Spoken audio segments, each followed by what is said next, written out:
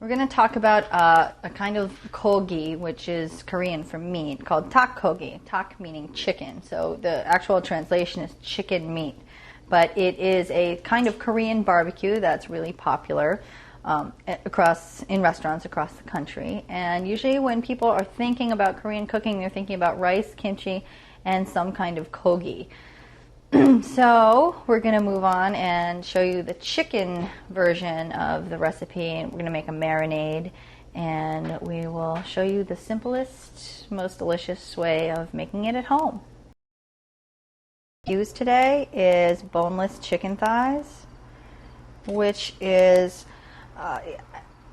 the thighs and the darker meat of poultry tends to absorb the marinade better, and the way you'll see us prepare it, you'll understand why. Most of the fat's been already trimmed, so all we have to do is prepare the chicken.